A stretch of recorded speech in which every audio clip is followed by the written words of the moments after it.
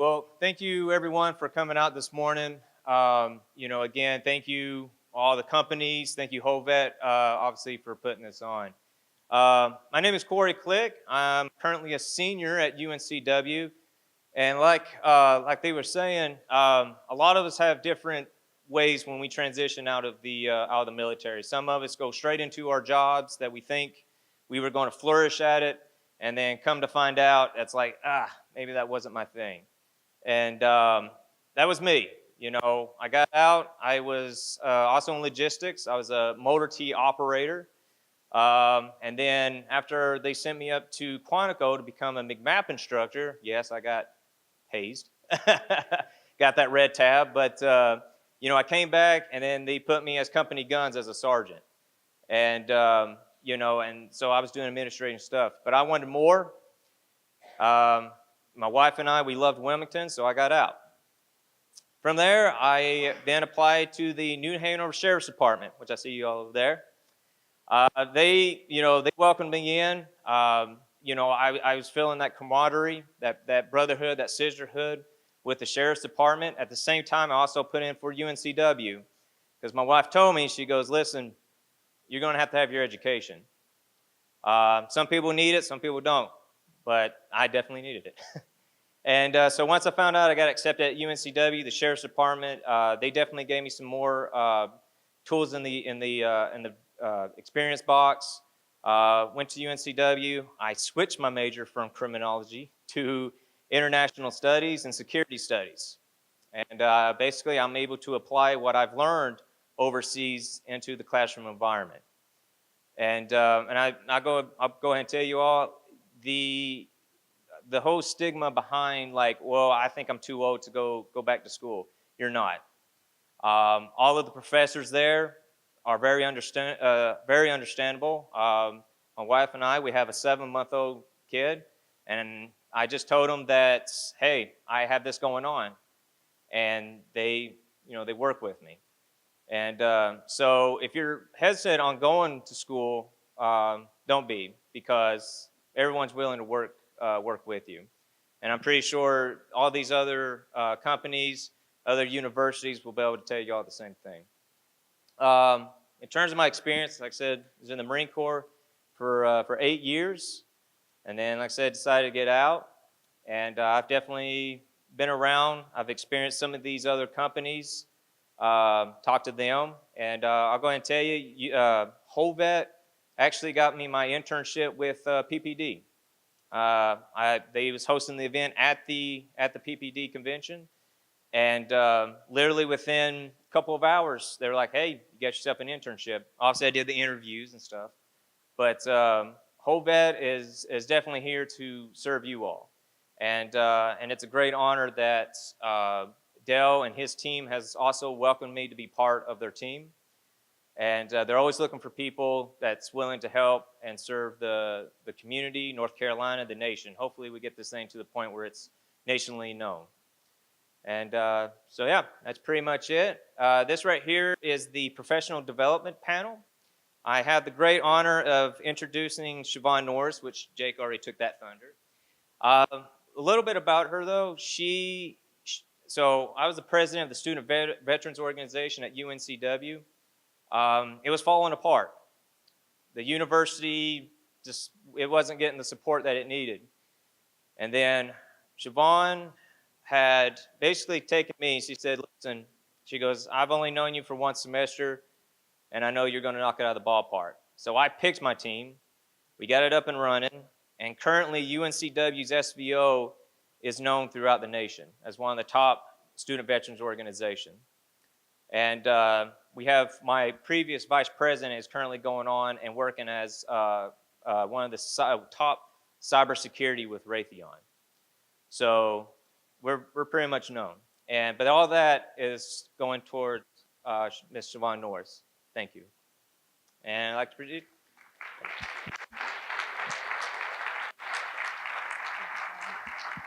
Thank you, Corey. Good morning, everyone. Like Corey said, my name is Siobhan Norris. I'm a U.S. Army Military Police Corps veteran, spouse of an active duty soldier for almost the last 18 years. And it is my honor today to be here at HOVET. I know the passion that Dale has is genuine, and so he wants to see each and every person in this room succeed, and that's what I hope for as well. At this time, I'd like to bring up our panelists for this morning's discussion on professional development. So can I have Ms. Catherine Bruner, Jose Marquez, Lou Dunn, and Jerome King?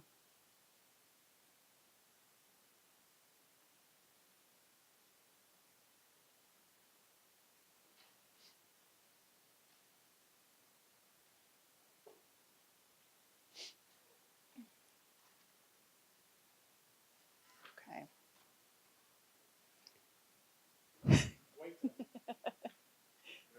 All right, great. Good morning, everyone. You're all getting settled? Okay, fabulous. Sorry, I just won't speak. All right. So for this morning's discussion on professional development, we're going to talk a little bit about some of the barriers that these fine panelists experienced after they transitioned and some of the ways in which they were able to overcome those barriers. So before we begin, I'd like to start with Lou. Lou, if you can give us just very briefly a little bit about yourself so the audience has an understanding of who you are and where you're coming from. Lou Dunn, got out of the Army in 2015 after about 15 years, medically separated. Scared to death as I got out. I was a truck driver. I won't try to pretty it up or anything. I was a truck driver in the Army. Decided to get into IT and just went for it. Doing pretty well for myself now. I manage a team of 13 at Cisco. Up in RTP. I have also a team out in San Jose and a team in Richardson. I manage the AS Shared Labs managed service. So I've enjoyed myself ever since being out. So, yeah. Good morning. My name is Jose Marquez. Last month, no, I'm sorry, we're still in April. This month, I got my 27th year in the Marine Corps. I'm in the reserves right now. I'm just selected for Master Gunnery Sergeant, so I'm excited. I got a couple more years left in me. The Marine Corps decided that they're going to keep me around for a while. So my story's a little different as I transitioned from, because I did about 11 and a half to 12 years of active duty intermittently throughout my career. So I had a reserve, I've had a civilian job for most of the time that I've been a Marine. This last time though, I was down in Marine Forces South and I did 4 years on active duty straight, which is the longest stint I had on active duty. But that was the first time I had to come off of active duty and not have a job to go back to because I was living down in California and I had just gotten laid off. So that was probably the scariest time, like what y'all were sharing, a transition period. And at that point, I did what I know and I put my resume together as best I could and submitted some applications, some places. And Amazon called me up and had a job interview with them on the phone. Then they flew up to Columbia, South Carolina, had a conversation with them there. And then a week later, they had offered me a position.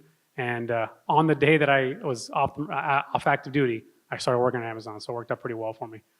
There, I'm an area manager. I'm in charge of, I was in inbound and now I'm in outbound. So there's a lot of movement in Amazon. Kind of like Chris was saying, you go where you can, you do what you can, work hard. People will see that and they'll reward you. And it absolutely is more rewarding in outbound than inbound. Sorry, Colin. But I enjoy it now.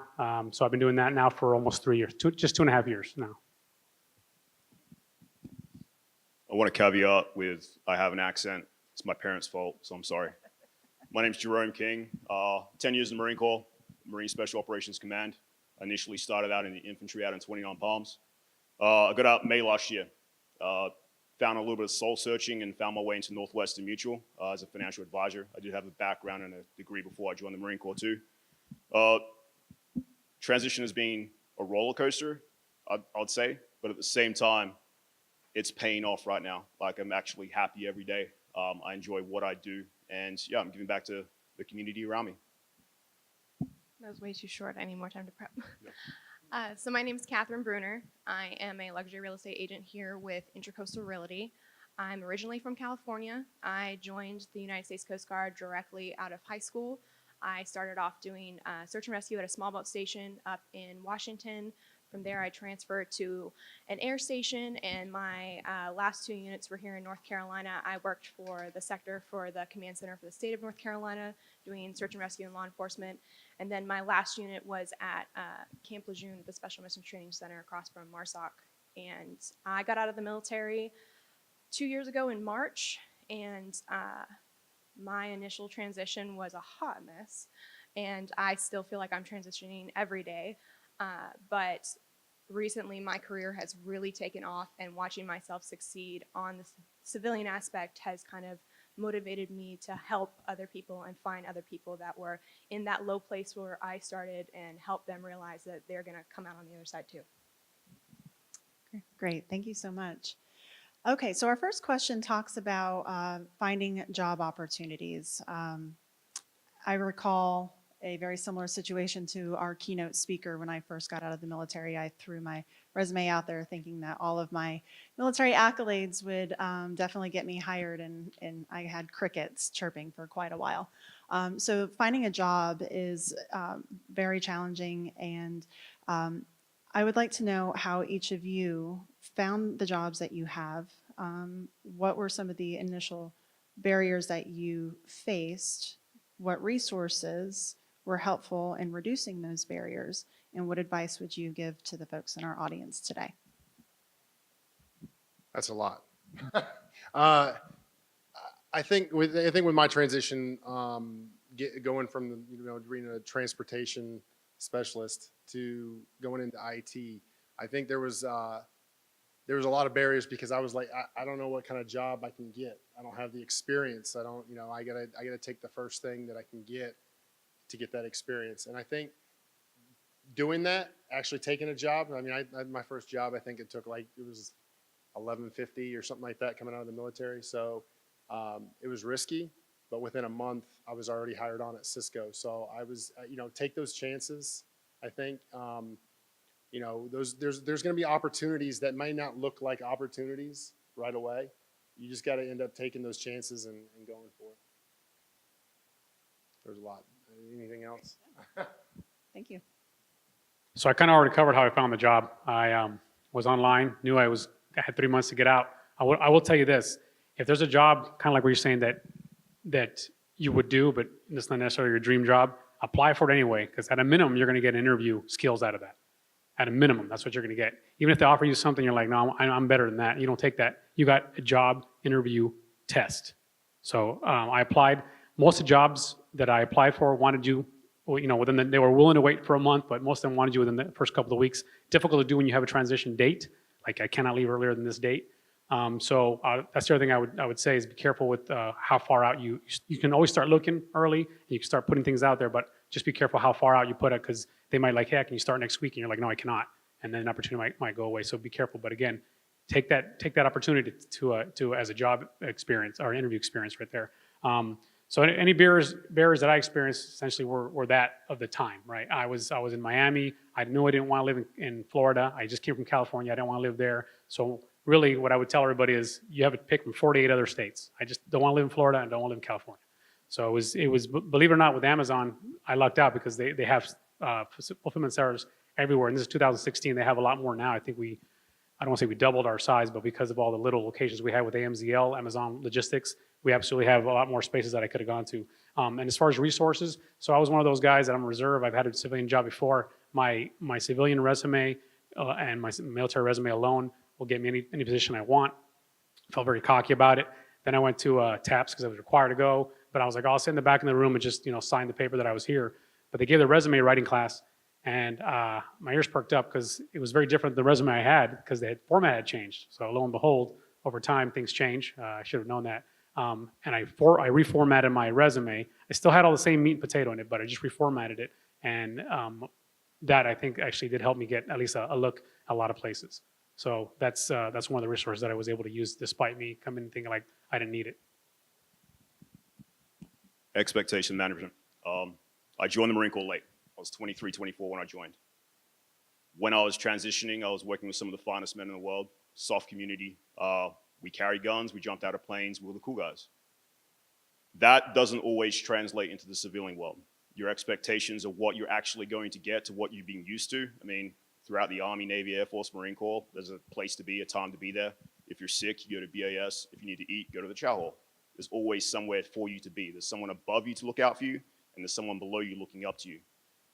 My first day out of the Marine Corps, I sat on the porch of my house thinking I had packed my bag to drive out to Camp Lejeune from Wilmington, and I realized, hey, I don't have to do that anymore.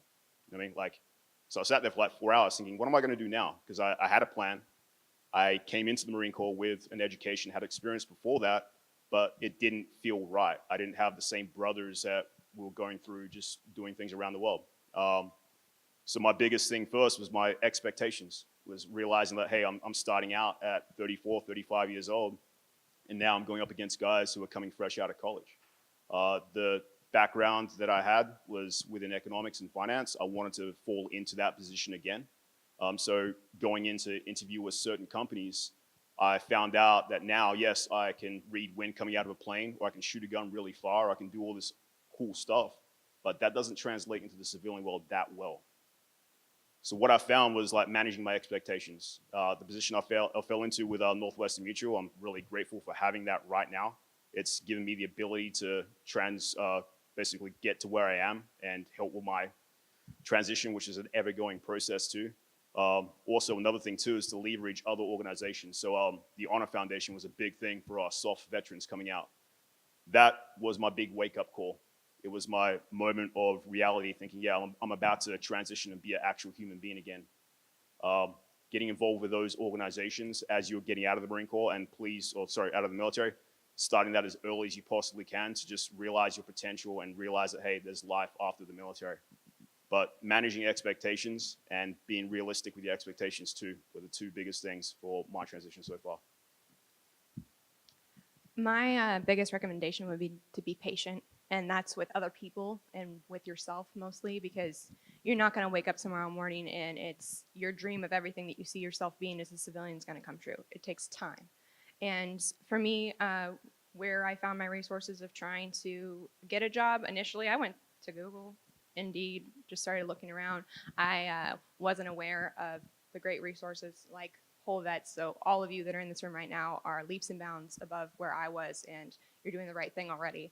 I found a job here in Wilmington at a very nice resort. I got a management position, and I just thought as soon as I got out of the military, I needed to get a job. That's what I needed to do.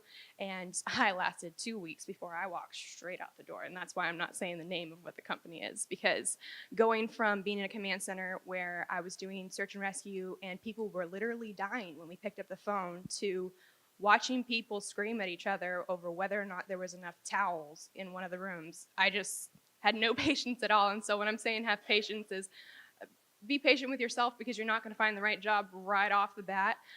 From there, I kind of stepped back and kind of made a plan for myself. And it was weird making a plan for me, because every type of planning I'd ever done in my career had been for the military, for the Coast Guard, for the mission, and having to actually look at myself and figure out what I wanted to do was hard. I didn't have an answer to that question. And so for Wilmington, North Carolina, I thought of the 3 things that were most important to the business realm, and I started off with the Chamber of Commerce. I spent a bunch of money on myself and went through the Leadership Wilmington program, and that really opened my eyes and gave me opportunities to see what this community had to offer. From there, I realized that nonprofit organizations were the heart and soul of this community, and so I started volunteering left and right, and being able to find a new mission to where I was giving to something bigger than myself brought a lot of my motivation back to me. And then the next resource I found was networking. I literally went on Facebook and just started finding networking events, and I quickly found people that were just like me. And I found a lot of veterans that were in the same shoes that I were, and was able to create just a community for myself that supported me. And I might have not been, doing my absolute best right off the bat, but I had people around me that had already succeeded, and being around them is what helped me to succeed. Wonderful answers. Thank you so much. Jose, you had talked about when you were at the TAPS, the Transition Assistance Program, how you saw that the resume format had changed. Let's talk a little bit with everyone here about resume tips that you may have. Talk about some of the ones that you've seen that have just been horrible. Like you just look at it and you just want to rip it up and throw it away and start over. And then tell me about ones that you have come across that have really stood out to you, and give me specific details of what was it that made it stand out. How do you translate what you learned in the military to be able to be easily digested by that hiring resource manager? So whoever wants to take it. I can start. So before I joined the military, my mom actually owned an employment agency. And so my Saturday afternoons, we would go down to the California Unemployment Center, and there would be a line out the door of all the employees that she was looking to hire. And half the time, she would just turn their resume over and slide it over, and they got 10 seconds, and they ended up not being hired. And so I had the fortunate opportunity of learning that from her, but I just joined the military and never used my resume. So 8.5 years later, when I got out, I finally had to sit down and take my mother's advice and write it. And so there's 3 tips that I'm going to give you guys for writing your resume. The first one is very obvious. Don't use acronyms, and don't assume that whoever's reading your resume is going to know exactly what you're talking about. So make sure that you have someone that may have not experienced your culture review your resume and make sure it makes sense to them. 2, customize your resume. Do not make one blanket resume and just throw it out there and hope that every single person is going to understand it and love it. Every single job you apply for, read their job description, top to bottom, left to right. Because if that's what you want them to do on your resume, you need to take the time to do it on their information they're sharing. Make sure you have a very detailed cover letter that's specific to the job you're applying for. And the third point is, when you're reading those job descriptions, under the qualifications and responsibilities, do not use synonyms for the words that they have in there. Use the exact word that they have in there, because a lot of them will get 20 to 50 or more resumes, and when it goes to human resources, it just gets put through an algorithm, and they look specifically for those words. And if they're not on your resume, no one's even going to see it. And then once you get to a point of the interview process, if you make it that far, do 2 things. 1, interview them back. Have the respect for yourself to know that you are equally as important as the person that's sitting at that table, and that you want to make sure that the place that you're going to work is a good fit for you. And then 2, don't sell yourself short. Even though your information might not directly translate, you're a huge asset to that company. And I'm just going to give one quick sentence of what you might be able to transfer information from. One of my job descriptions was monitoring the common operational picture for tactical and emergent operations in the state of North Carolina. A good way to translate that would be, I'm really good at multitasking, and I can take on multiple projects at one time, and I have great leadership skills. Great. Thank you, Catherine. Anyone else? Yeah, so I agree 100% with what Catherine was talking about. That's absolutely right. 2 things I would add, though, is so quantitative, right? Something you have metrics on your resume. I've never been in a position where I was able to, or that I had to read a resume because I wasn't in a position to hire anybody, but I've read tons of resumes. My ex-wife was a manager, and at work they shared one with me because it was just so out of from left field. Without giving any, obviously you don't know the person, but I'm not going to give any names because I have some coworkers here. But his resume literally said, I unloaded all the trucks, all of them. That's good. I don't know what that means, right? Especially someone who's never been in the court, and he's trying to get a position with someone that may not even know what yard he's working out of. But so quantitative, you want to make sure you put quantities, whether it's units, whether it's volume, monetary, any type of quantitative remarks. You want to make sure you put that. I was in charge of $350,000 of government funds. Okay, that's a number. That's something someone can imagine or can conjure up in their head. Also spelling and grammar, because a lot of times, no matter how good that substance is in that resume, the second I come across something that I'm even having a hard time just figuring out what they're trying to say, or the spelling is wrong, if you don't have the time, if you don't take the time to proofread your resume, why would I hire you to be especially a manager? What kind of details are you going to pay to other things? So that's the 2 things that I would add to that. Civilianize your resume. So going off what Catherine was saying, those acronyms, BPT, IoT, no one knows what that means in the civilian world. Right? There is onesies and twosies here and there, but civilianize what you are trying to say. The other thing also, the monetary values, like so the Marine Corps having a fit rep, right? So all that stuff that I used to put on the fit rep as the E5, E6, et cetera, on the enlisted side can be translated through to a civilian resume. It's just a matter of like compiling all that data, rely on veterans services and organizations out there, and then fish that resume out before you send it out to anyone to apply for a position. Make sure you get people to read over it, get their 2 cents, add, take out, like get as many eyes on that resume as you possibly can before you decide to slap the table and say, hey, it's time to push forward this one resume, right? Attention to detail is another big factor too. Like what he was saying with the grammar and the like spelling errors and stuff like that. Like one thing the Marine Corps is very good at doing is attention to detail. If it comes down to our uniform or just making your bed on a field day on a Thursday, it's something that we have mastered over the other services. I'm sorry, but it's a fact. Translate that into your resume. People look at that, the little things that you did and carry through to the piece of paper that you're putting forward too. The last thing is like just being clear and to the point. When I first got out of the Marine Corps, I had a resume that went for about 4 or 5 pages until I actually leveraged on people and made them look over my resume, and I cut that down to 1 page. Right? It is really good that you've done this in this country, you've done this, you have these qualifications, but you want to make sure you can highlight the main points and the main wave tops before you push that forward to someone. The main thing is get as many eyes on that resume, civilianize that version, and then push forward from there. One of the biggest things that I've seen going through resumes and hiring people is I'll get into an interview and I'll start looking through the resume, and I can kind of tell. I mean, veterans kind of look a certain way, they carry themselves a certain way. So I'm like, okay, this might be a veteran, but then I look at the resume and there's just nothing on there. Like maybe they'll have that they are a veteran, or maybe they'll have a couple things on there, but I don't care if you've been in the military for 2 years, 4 years, 20 years. You've done a lot of stuff, a lot of good things, a lot of good leadership training, all kinds of different things in the military. Don't let that go to waste because you don't know how to translate it. Use each other, network. If this is a perfect time to network and ask people, hey, can you take a look at my resume? You probably don't want me looking at your resume as far as making any grammar corrections or anything like that, or spelling, but having eyes on, having another person that's gone through this experience is you have to do it, because you don't want to miss out on an opportunity because you kind of sold yourself short.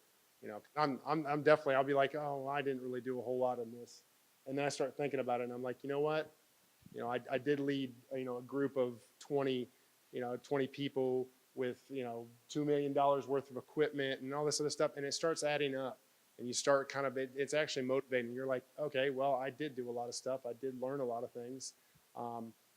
Translating that over, is it easy? No, it's not easy. If it was really easy, we wouldn't be sitting here talking about it.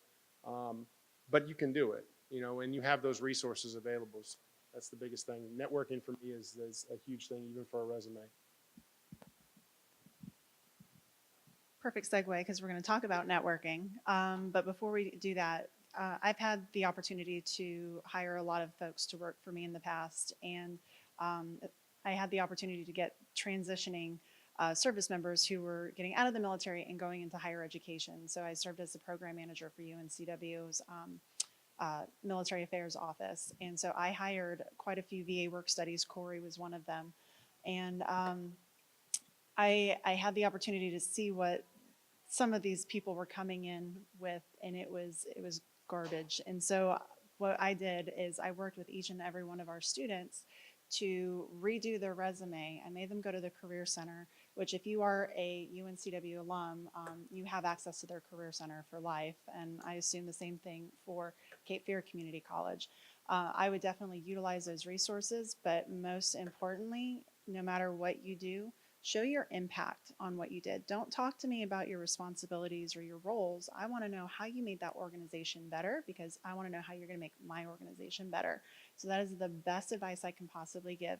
And that was a hard learning experience for me when I got out. I talked about, I had a clearance and I was in charge of NSA stuff, but what did that mean to anybody? It didn't mean anything. I had to show how I reduced security threats. And once I started doing that, then I started getting phone calls for interviews. So show your impact. Okay, networking. We talked about how important that was. Catherine, you had said that you relied heavily on a lot of networking associations and groups. You talked a little bit about volunteering. Lou, you talked about how important networking is in terms of improving your resume. What resources have you found here in the local area, at the state level, and maybe even at a national level that have been really helpful in terms of networking? And then what recommendations or advice would you have to our audience on how to properly utilize that network to help you find that job? I think without networking, I wouldn't be sitting up here, honestly. So once I started getting out and getting into IT, I decided that, I obviously didn't know a whole lot of people in the community. So I joined a group called ISSA up in RTP area. They're all over. They have some in Fayetteville. I'm sure eventually they'll have some down here as well. But I will look it up here in a second and tell you exactly what it stands for, because I wouldn't be able to pronounce it right now. It's basically IT security. But all of my mentors, all the people that have really looked out for me, came from that first meeting that I went to. So I went there and just kind of not we don't like to kind of let loose with new people. I don't anyways as a veteran, right? I'm kind of like want to sit back and see what people are doing, but I just noticed that everybody was willing to come up to me and say, hey, what's your story? What's everything? And it wasn't like I had a huge thing that said, hey, I'm a veteran, come help me. It had nothing to do with me being a veteran. They just started working with me and find those mentors. I think the biggest thing for me was finding not only just networking, hey, what's your name? Where are you from? But finding those people that actually wanted to follow through with you, and wanted you to be successful just as much as you do. And I'm telling you right now, I mean, me being here with Whole Vet, everything has always been just not being afraid to just go out there and say, hey, my name's Lou Dunn. This is my story. I think it lines up. It opens doors for jobs. People are always there to kind of pick you up when you're going through stuff. When you're like, hey, I don't understand why this is so hard or why this is so difficult or I don't like this. They're there to kind of help you through that and coach you as well. So that's my experience. I used no networking at all. I just got lucky, quite honestly. In fact, I remember when I was getting out, the person who was getting out, transitioning before me, they said, do you have a LinkedIn account? I said, I don't. Oh, you got to get one. You're not going to find a job if you don't have one. So I said, all right, challenge accepted. So I didn't get it. I didn't open up a LinkedIn account, mostly because I'm not a social network kind of person. I don't really like computers or technology. I'm kidding. I'm not good at it, is what it is. But I just said, all right, let me see if I can do this on my own. Just let my resume speak for itself, and it did. And I got the job. Now, having said that, I absolutely do network at work. I'm in the position I'm in right now at work because I network. I work with the folks that I network. My first boss when I went to Amazon was an 0402, former Marine captain, logistics officer. So I had that going. He and I shared that experience of being a Marine. So he got me right off the bat. He went to bat for me a lot of times because the way that I would perform based on, compared to my peers that were college grads. So networking is absolutely, I would say, 100% something you need to do. But I can't say that I'm up here or I'm with Amazon because I networked, quite honestly. So I'm one of the few people, I guess, that didn't have to do that. Learn how to be a person again. We're all soldiers, airmen, Marines, sailors. We are cut above what is out in the public. We've been held to a certain standard. We keep ourselves to certain standards. The civilian world, you're going to encounter all sorts of things to the left and right of that. What I found is that one thing that I had done throughout my career, especially in the soft community, was I had to be alone and unafraid and be that gray man. I couldn't be that gray man in the civilian world anymore. So I had to walk into a room and actually talk to people instead of sitting back in the corner. And that was a huge thing for me. So I literally started, like the Honor Foundation was a huge testament to this, but they taught me how to talk to people again, as people, not as a Marine, not as a Green Beret or anything else, but as an actual person. Teaching myself, like, hey, like this person wants to, he's interested in your story, your path to why you are actually there right now.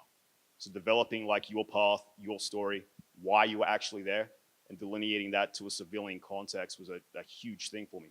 but just walking back into those rooms, into those social circles as a person versus a military person. That helped drastically. Learn when you walk into that room. I mean, yes, you're going to identify as other people. Like I've met Catherine at many events. We're good friends now, but you need to separate yourself from the military side of the fence too, right? There's other people who never went to boot camp or they never went to basic training. You need to talk to those people. They're interested in the path that you've walked in your life for 10, 20, 30 years. They want to know why you actually have transitioned out, and you can learn a lot from those people. And as you develop those networks around the city that you're in, especially if you're in Wilmington, it's huge here. Those are the ones that you can leverage on to like have a look at your resume, get advice, take them out for a cup of coffee. They're willing to help. It's just a matter of like breaking that lineage down and being a person again. Pretty much everything that Jerome just said. A lot of people, when they first get out of the military, they go to what's familiar, especially when you're active duty. You are used to having that camaraderie, that family around you, people in uniform that look just like you, that speak your language all the time. And the idea of walking into a room full of people that you don't know anybody and probably not a single one of them is a veteran. You'll be surprised that once you start shaking hands and just force yourself into that situation, as uncomfortable as it is every single time, the anxiety over time eventually goes away and you meet great people. There's several people in this room that I am very good friends with now because I took those risks. And I've met Jerome through networking, but Siobhan introduced me to what's called the Millspo Project, and I was active duty, but also a military spouse, and I really never acknowledged that side of myself. And getting involved with Millspo Project gave me a group of women that was so successful and just so uplifting, that spoke my language. And that's a huge thing when you get out too, is finding people that obviously are already in the position that you want to be in the civilian aspect. So, you know, take them to coffee, get to know them and understand them, but also create a very positive circle for yourself of people that understand you.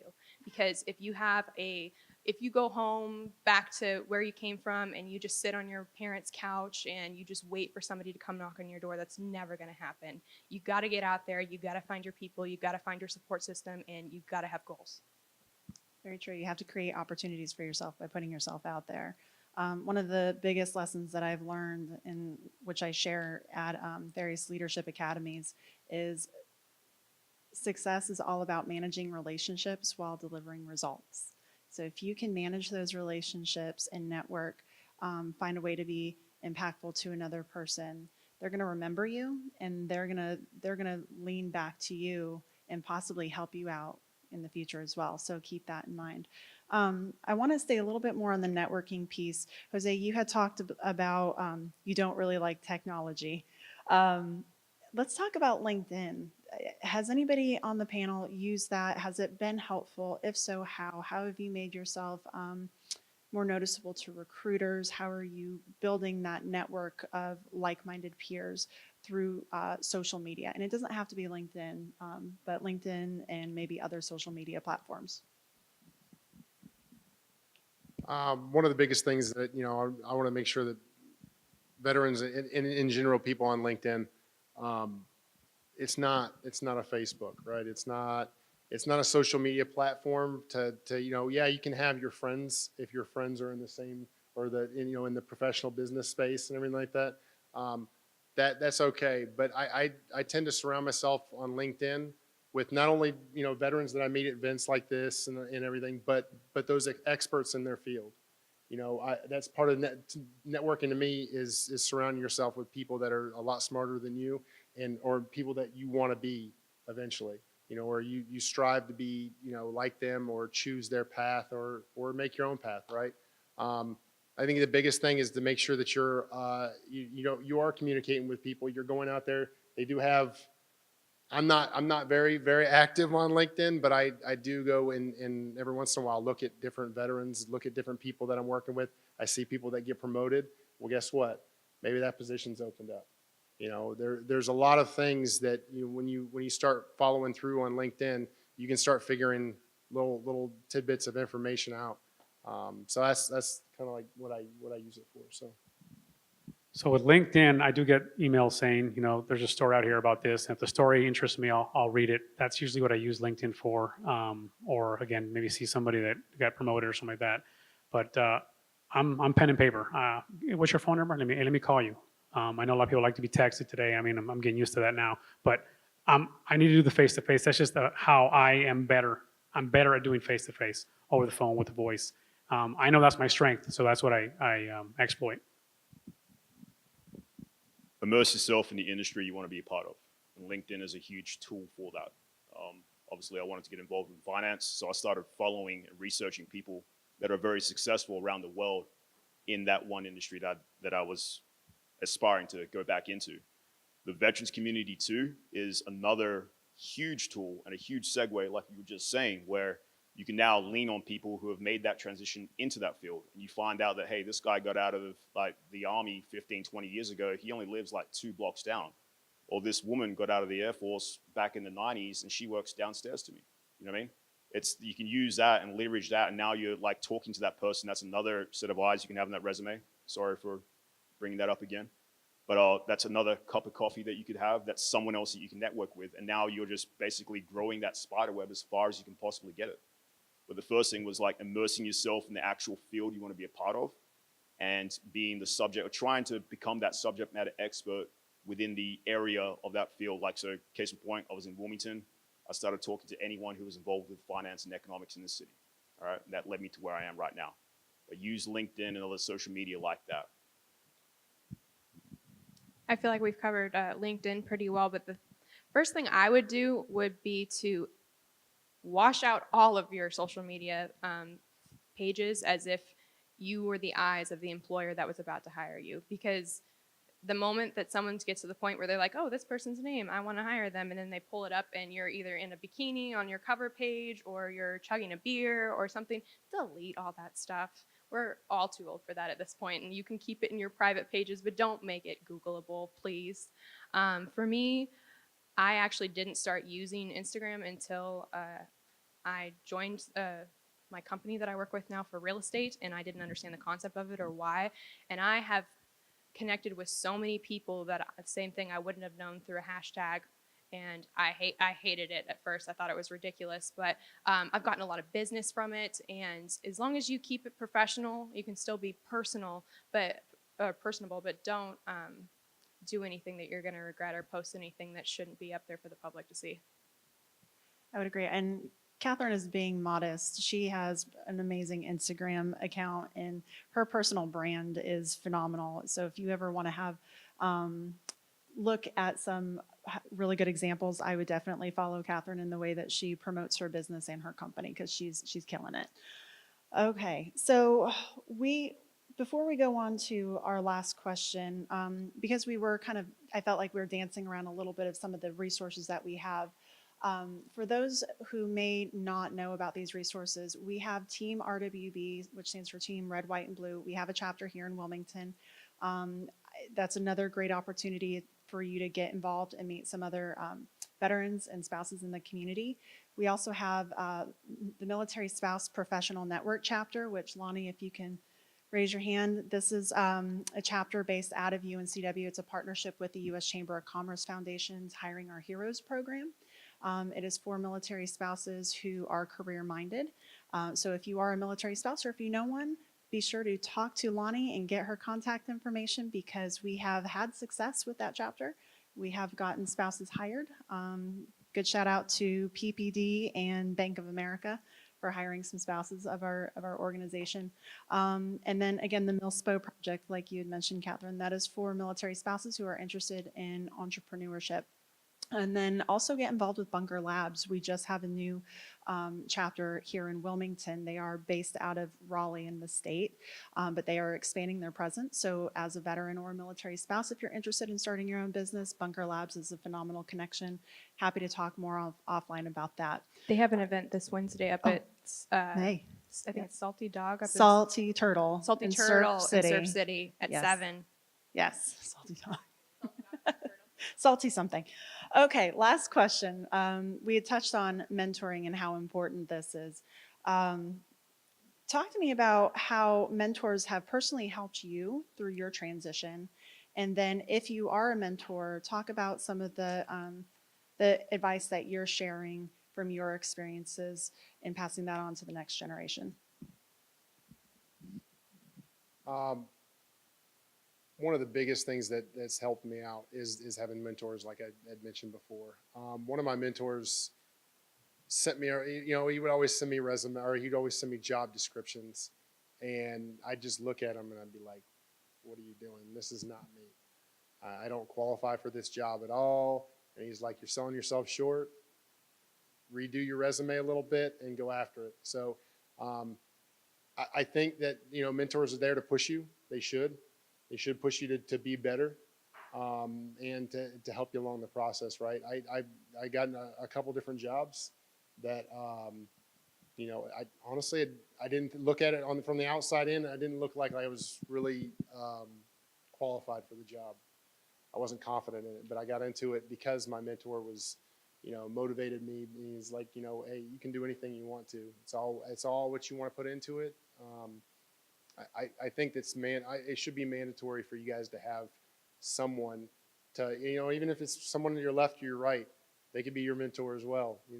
Pick somebody that's successful in what they're doing, and help each other out. I don't have one mentor. I have probably about 20 that I've met in the last 4 years, and every single one of them has helped me, along the way. So, yeah, definitely keep in touch with those people. Right? You always want to check up on not only your, the mentor, but the mentee as well. So, yeah, definitely. So like I mentioned earlier with the fact that I didn't network to get into Amazon, but once I got there, I knew my old boss, he really helped me out. That was my first mentor, and it helped that he spoke my language. It helped that he understood where I was coming from. So I would say this though, absolutely agree with Lou about you should have a mentor. A mentor is absolutely a requirement, but it doesn't have to be a vet. It should be someone who is a catalyst to make you a better person. That's the only requirement you should have. Is this person someone I want to be or be like? And if that answer is yes, then absolutely that should be your mentor. And then, and mentorship is not a formal thing. It's just sitting down with a person, learning something little by little, and developing that relationship that you have between mentor and mentee. But absolutely, I do seek out people that speak my language just because it's easier. Human beings, we do that. We're lazy by nature. Whatever's easier, that's what we're going to do. But I could tell you that not all my mentors are vets. So don't feel like that's a requirement. I mean, they don't have to be males. They don't have to be Latinos. They just have to be someone that is a catalyst and pushing you in the right direction. That's all it has to be. Only requirement. Caveat on what he just said. There's a point we're going to hang up the uniform for the last time. You're going to take the cover off. You're going to put it away in the closet. The medals are off your chest. At that point, yes, it is good to keep abreast of the industry or the community you just left, being the military. But again, echoing just immersing yourself in the industry you want to be a part of, but other key factors of that community that you're about to go into. There's plenty of people in the public that are more than willing to help you out as a veteran. They're more than willing to sit down and help you on your transition out of the military and help you develop a path to get to where you want to go to. So just, again, taking that uniform off, being a person again, and breaking down that barrier in order to go forward in life. The second thing, my first mentor that had, the first question he asked me was, why? Why are you doing this? So after finding a whole bunch of just dark areas in my head, I developed my why as being to do what's necessary so others can find their path. So by me developing that mission statement for myself was a huge segue into the rest of my transition out of the Marine Corps. I now could network off that, I could leverage off that, but it also helped me build into a network of civilians, of professionals in the industry I wanted to be a part of that were willing to actually help out and give me advice where I needed. So again, keep abreast of what's happening in the military, of course. This is like something you've given your heart and soul to for X amount of time in your life, but also be cognizant that there is a lot of people in the civilian sector, in the corporate world, that are willing just to sit down with you and help you out. So develop a middle ground where you can find help from both sides of that fence. When I first read this question about having a mentor, the cocky side of myself came out initially, and I was like, oh, I don't have a mentor, you know, I'm not that type of person. But when I took the stereotype away from the word mentor and really thought about the people in my life that have helped me, the people that you sit down and have coffee with, the people that are already successful that you reach out to, they might not be somebody that you, if are asked, or is a mentor, but that is exactly the definition of it. And I realized that I hadn't, you know, fully wrapped my brain around that. And my biggest struggle when I first got out was being willing to ask for help. I was so used to just having to be the best, work the hardest, figure it out, and succeed. And there is no structure in the civilian world. There is no policy, there is no manual, there's no step-by-step qualification to get to X. You're just out there and you have to figure it out. And just like Jerome was saying, of finding people in your industry, immersing yourself in your industry, go find somebody that is where you want to be. It doesn't mean you have to be just like them, and it doesn't mean when they give you advice that you have to take it, but it gives you the opportunity to have somebody that's already walked the path you want to walk help you. That's great. I really like the, I think, Jose, you said this, it doesn't have to be somebody exactly like you, you know. I think that's really important for us to consider, that having that bit of diversity, that difference in perspective and experience is really key to our overall success. I'm being coached by a male professional coach, and I am actually mentoring a male command sergeant major right now at Fort Bragg who's getting ready to retire. So I think it's really important that we identify what makes a good mentor, and I think all of our panelists hit it right on the head. I want to piggyback on that question just for a second. How do you know if it's a right fit or not? Have you had an experience with a mentor where you're like, this just really isn't working? What are some things that would be helpful for our audience to know or to properly pick the best mentor for them? I kind of think it goes from person to person. But to me, I mean, I'm going to want to have a mentor that's successful, that, you know, and that doesn't mean that they have to be, you know, the president, or they have to be a, you know, CSO or something, you know, something ridiculous, but just successful. They're successful in their career. And sometimes it doesn't, you know, they might be struggling as well, but they're, you know, they want to be better, you know. And I think that for somebody to want, you know, better things for you is part of being a mentor, right? You know, I want, you know, anybody that comes and talks to me and says, hey, can I, you know, hit you up on LinkedIn? And I'm like, yeah, you know, from this moment on, you shoot me a message. I'm going to, you know, it might not get to it right away, but I'm going to take it as, hey, you know what? This person's seriously asking me. I'm going to, you know, I'll be your mentor. You know, am I the best one? I clearly can't say that, but, I think it's kind of wide open, you know, for me anyways. For me, is that person someone, again, that I want to be like? And number two, the big one, is that person willing to help me get there, right? Because if they're one of those people that I have all this information, I'm not going to share with anybody because I need to be the best and nobody can have my secrets, I don't want you to mentor anyway. Somebody else has figured it out besides you, I can go to that person. So the bigger thing, other than I want to be like that person, is that person want to mentor me, you know? And a lot of times the mentorship is not a, as you probably know, it's not a formal thing. You just talk to somebody, they give you some information, you go, I like that. I like this person. I'm going to continue to talk to this person about this stuff. And it's that simple. He's completely right. There's no left and right lateral limit. The sky's the absolute limit when it comes to having a mentor or a coach in any sort of form. And even now, like, I'm now mentoring people coming out of the military. But at the same time, like, there's little bits and pieces I can get out of everyone, because obviously, like, they've failed, they've done this in their life, they've aspired to be a managing director of company X. There's something that I can learn to be in that person's shoes one day. So yeah, it might just be an initial cup of coffee or sitting down with that person, asking for 15, 20 minutes of our time. I might not ever see that person again because it didn't work out, but I've still learned something. I keep on pushing forward. The main catalyst as part of your transition is to continue pushing forward. Don't get stagnant. Don't be like Uncle Rico from Napoleon Dynamite thinking, hey, if coach would have put me in the fourth quarter, because you're never going to get that time back. You know what I mean? You have to continue pushing forward. If that mentor program or the coaching program doesn't work out, oh well, it's time to move on.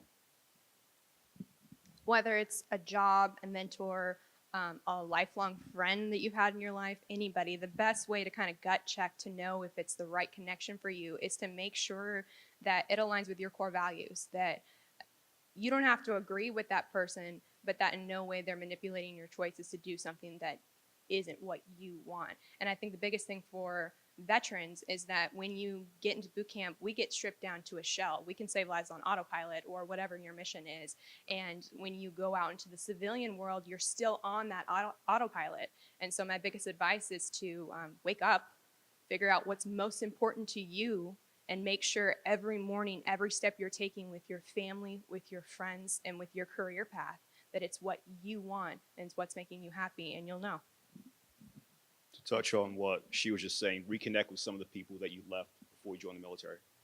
I connected with people I left back in Australia 10, 12 years ago. They now have families, have friends. I mean, yes, they're on the other side of the world, but I've been gone for 10, 12 years of my life. I mean, like, I'm picking up and found out that this person has done this. The best friend I went to high school and college and stuff with, finding out how they've gone, because that's going to like go full circle for you and help with your transition. Wonderful. Any last piece of advice that you want to share with the audience, whether it's for resumes, networking, overcoming some major challenges and obstacles? Any last piece of wisdom for the group? It's a struggle. Every day it's a struggle, just like you're going through anything else, right? I think the biggest thing is just to keep on, dusting your legs off, getting up, and just keeping going with it. Even I'd say the last 4 years of my life, I've done some great things. And, if I was to look at it and say, are you successful? Yes, I'm successful. But I've struggled through the last 4 years as well. I've taken jobs that I just didn't like, and those mentors and, those people I was out there networking with, that's where it paid off. I was in a job I didn't like, and I reached back out to one of my mentors and was like, hey, if you have anything available, yes, right away, next week you can start. That's the type of things that brings you through it. But I wouldn't lie to you and say that this is not a tough time, but you can get through it. There's tons of great things that happened in the last 4 years of my life. So don't focus on the bad stuff. There's going to be bad stuff every single day, but there's going to be a lot more good stuff too. So keep your heads up and, reach out to me if you need to. So not every single person, not one person has everything down. It's going to look like they do, but that's just something you can see at that time. That's a snapshot in time. So don't ever think, man, this person's got it all together and I'm falling apart. So I'm going to go back to one of the Marine Corps leadership principles. Know yourself and seek self-improvement. Do that every single day. And just know that that person is not perfect. They may look like it. They're going to, what I'm saying is, don't compare yourself to other people. Compare yourself to yourself, right? Am I a better person today than I was yesterday? And that's all you got to do. Embrace it, be resilient, and don't be afraid to change your plan. Embracing it is like you've taken the step that you're going to take off the uniform, right? You are now going to be a civilian again, right? By going full circle and reconnecting with your friends who are about to deploy, or these people who are doing this, or hanging out just outside the base, staying around Jacksonville if you were a Marine, or Fayetteville if you were in the Army, for example, that's not a form of embracing it. You need to embrace what you have stepped out to actually go to do, right? Owning that and pushing forward that and making sure that you can relate back to that is going to continue you pushing forward and going forward with your thing. Being humble is a big thing too. Again, you can have all the medals in your chest, you can jump out of planes, you can do everything, but the normal civilian hasn't done that. You have to start somewhere in your civilian career too. It's not going to be where you want to be. I mean, there's so many skills that we have all learned, that we've all started, we all received on day one, but we also have to start out as a civilian somewhere, right? So just be humble to where you actually want to start and where you want to actually be. Another thing too is just keep on pushing forward. Don't let the little things get you down. Take this as a journey and you'll get there at the end of it. The biggest advice that I have, and it's something I need to hear all the time because I'm the worst at it, and it's to fill your own bucket. Do things for you that make you feel fulfilled, because you're not going to be able to give 100% to your job, 100% to your family and everyone else if you're walking around hollow. So for me, when I got out of the military, I was knocking on doors trying to figure out everything I needed to do, but I just didn't feel accomplished. And giving back to the community, finding a nonprofit organization that did something for me helped a lot. And when you hear nonprofit organization or volunteering, you think of, you know, going to a soup kitchen and feeding the homeless. If that's what you want to do, that's great. For me, it was horses. I found an equine rescue that I got to go and do something beyond myself that made me feel good. And it's crazy how doing that, whether you're volunteering locally or nationally, you are giving back to something bigger than yourself, but you're also networking. You're meeting people that are going to help you to, you know, move along in your life and in your career. So just do things for you. Fantastic. Can I get a round of applause for our fabulous panelists?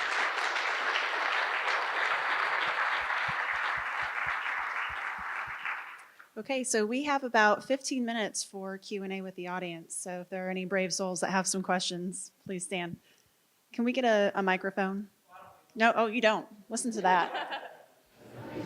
My name is Ian Anthony. I'm 7 weeks away from the apocalypse that we call the transition. And I'm just trying to figure out what are the soft skills that our employers are looking for that are not captured on the resume that I have, or we have, they have overlooked. And the second part of that question, at events like this or at job fairs and so on, in 2019, are we physically taking resumes or are we emailing them at a later date and so on? Did we send these resumes out to the people we make contacts with, or are we actually physically handing resumes at these job fairs? All of the above. If you want a job, you should know the name of your future boss. You should know the mission that that company has. You should know exactly what you're going to be doing when you get hired. And all of that should be on your cover letter, which should be 1 page, and your resume, which should be 1 page. And so treat every job that you apply for like it's your dream job, even if you only plan on being there for a year. No, I'm talking about at a job fair. When we come to events like this, or if we go to a job fair at the June or Fayetteville or whatever, and you have your resume on hand, or when we go to meet at these booths, are they saying, why is this guy giving me a paper copy in 2019? Or when I'm just going to discard it, just send me the email me the PDF tomorrow type of thing. It's going to be different for every booth, so I would just recommend getting their contact information, finding out on their website specifically what job opportunities are available, and then going through either that individual person you connect with and having their business card, or finding their human resources department and making sure that you're sending it to the job application that's there and the email that's there. Even if you're going to that job fair, giving out a resume, I would follow it up within 24 hours of sending your resume electronically, because a piece of paper can disappear on the way back to the car, from the car to the office, from the office to the house. So what I started doing, because yes, it is 2019, we have technology these days, was I came out of job fairs with pockets full of business cards. And those business cards was followed up by like, hey, it was really nice to meet you, like an informal email. Like, here's another copy of my resume to follow up some key points that we talked about, but also reconnecting. So now I'm expanding my network, whether it be through LinkedIn or whatever it is, but you're using that as your segue to build a bigger network too. But I would say electronically is the way to go. To answer the first part of the question about soft skills, that is one thing that I think head and shoulders the military we have over college hires is the ability to speak to people, literally. And it's usually the conversations that don't go very well, the ones that you have, the hard conversations you have to have with somebody. That's one thing that my bosses on my annual evaluations that they told me year after year, hey, your soft skills are superb. I mean, you have no problem. Someone's messing up, you go and you tell them, hey, you're messing up. This is how you get better. This and that. That's not something that I learned. I mean, that I took a course for. I just over the 20 plus years of being in the Marines, I just learned how to tell someone, hey, you suck. I need you to get better. And not in those words, but it doesn't. It's not as hard for me to say it as a 20-year-old who 20-something-year-old just came out of college and doesn't have that. Who's never ever had to tell somebody that they're not doing a very good job. So to answer that first question, the fact that we engage people all the time and we tell them, hey, we praise them, but we also have to tell them sometimes, hey, you're not doing so well. That's a big, big deal for employers. That's a huge thing, what he was just saying too. But also, like, the appreciation of like a cold monster and a can of dip isn't there in the civilian world. You know what I mean? So like, learn your target audience. It's the interns you're going to be working with are very different than the E1s and E2s that we have been experienced to, that the boot drop at your battalion or whatever it is. It is a completely different cut of cloth. But on top of that, like, they do recognize, like, your managing directors, your bosses are going to recognize that, hey, this person can deal with resiliency a lot faster and a lot better than the normal intern that's coming out of college. This person can bring a lot more to the table. Like, he can get knocked down and he's going to continue going forward. He doesn't have to be focused in just one area. He can focus on many areas. All right, so use that to your advantage. Any other questions? Yeah, I have one, Sean. Yeah, first off, thank you guys for coming out today. We definitely appreciate it. My question is, traditionally we see on the transition side a complete difference between somebody who's retiring and entering the career field, and someone who's only served maybe 4 years, who's 24 years old, and entering the career field. So comparing those two differences, what have you guys seen, or what advice would you give, for that careerist who's retiring and entering the career field compared to those who have only maybe served a couple of years? Is there one piece or another as far as suggestions you go, for each one? It comes back to what Jerome was saying about expectation management. So a 20-plus year sergeant major retiring or a 8-year sergeant or staff sergeant retiring, they should not have the same, they should not be applying for the same job, essentially, unless the sergeant major is shooting really low. But they should absolutely not be applying for the same job. So the big thing is expectation management. But I mean, that's really the only thing I got for that. I think the biggest thing is being prepared. I started, so I as soon as I knew I was getting med boarded out, I was like, I know I want to get into IT, I got to do it. I got to do it early. So, a lot of people like to wait until they're out so they can collect their GI Bill and all that good stuff. But I was like, I'm scared. So I'm going to start while I'm in. So I started doing classes and stuff like that. It prepared me, even though I was able to take that lower job. Financially, I was able to do it because, I was still on terminal leave or, whatever, transition leave. But being prepared, if I wasn't prepared, I mean, I was definitely not prepared for the whole, getting out and transitioning, but I was prepared enough to where it helped me, kind of find my way. And don't be afraid to take those opportunities. So a lot of people, I've talked to some sergeant majors and colonels and all kinds of different stuff, and I think overall a lot of people are afraid to really take that next step. Honestly, I don't think it's any different than any part of our lives. It's just it feels so different because we're so used to doing the same thing. I think it would be different from each person getting out. Like you were saying, the sergeant major and the staff sergeant, not necessarily, they won't go after the same job because there might be some out there where that staff sergeant's very well qualified for it. But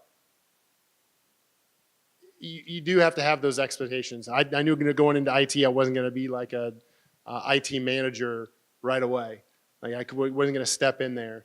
I had to get my feet wet. I had to go do, I had to go do those small jobs so I can get into the bigger job. Realize your potential. So getting out of the Marine Corps, I reconnected with a lot of Marines who retired 20, 25 years. I did 10 years and I'm out. My choice for getting out was either going to be the Marine Corps or my family. So it was one of the reasons why I chose to push forward with that. But on the other hand, like reconnecting with some of those guys who've been in for like 20, 25 years, someone who was my superior in the Marine Corps and finding out what they have gone through has offered me an opportunity to bounce off each other. So now we're learning from each other. When it comes down to like the E4, E5 has got out, one of the examples I'll use is a friend of mine was a congressman. He was a SEAL. He was an E4 while he was in. He just lost his seat a couple months back, unfortunately. But his biggest part of his transition was he is an E4, E5 as a SEAL. He's now sitting down with the Commandant of the Marine Corps, the Secretary of Defense, et cetera, et cetera, et cetera, on an equal playing field. And they're looking up to him. So realizing your own potential and how far you can actually go, don't let the thing that, hey, I was only like a Lance Corporal in the Marine Corps get to you. The sky's the limit when it comes to it. Advice on either side of that spectrum is to budget. That first and 15th paycheck is no longer coming. So downsize your life if you need to, especially if you don't have some guarantees about when you get out. We have time for a few more. Yes, sir. Yeah, and I want to echo that. Thanks a lot for all the notice and wisdom this morning. And I guess my question is, so I've had the opportunity to go through TRS a couple of times, and I always walk out of there, and I think probably a few other folks do too. You know, what do you do next? What's the, what's the next step? How do I, take all this wisdom, that we've gotten here this morning or from those classes like that, and how do you put the plan in place, like Catherine mentioned it earlier? So I would ask, what's maybe a couple of things that you might recommend, and I feel a lot of young folks in here, what would you recommend maybe tonight, tomorrow, next week? What are those couple of steps that you would take looking back on to go forward? Firstly, I would say developing why. Finding out why you're doing this, why you're choosing to get out of the military. Once you've developed that segue in the back of your head, like this is my mission statement as I'm putting together like the operations order to go forward in my life, that's going to help out drastically as you push forward and progress. I remember sitting in TRS, probably the exact same rooms that many people in this room did in Lejeune, thinking, why am I here right now? Like, why is there like a PFC that's getting out after 3 or 4 months of his career and I'm sitting in the same room as him? I'm a Marine Raider. But at the same time, like, he's going on his path just like I'm going on my path. Develop why you're doing that and being consistent with your goals going forward too.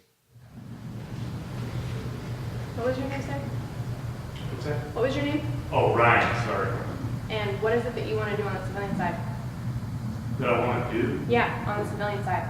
Oh, I'm looking at project management type roles and safety and occupational health. Do you know somebody or a type of company specifically that you want to go work for? I've got a couple in mind that I've been kind of working with. Can you hear me now? Good.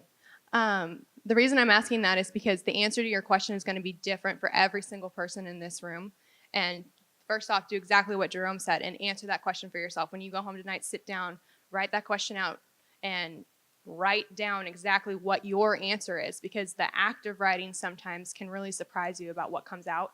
And then the next step for you would be to reach out to each individual company that you're interested in, not because, hey, I want a job, hire me. Figure out somebody that, not necessarily from the veteran side of things, but recently got hired. The cup of coffee thing comes back at that point.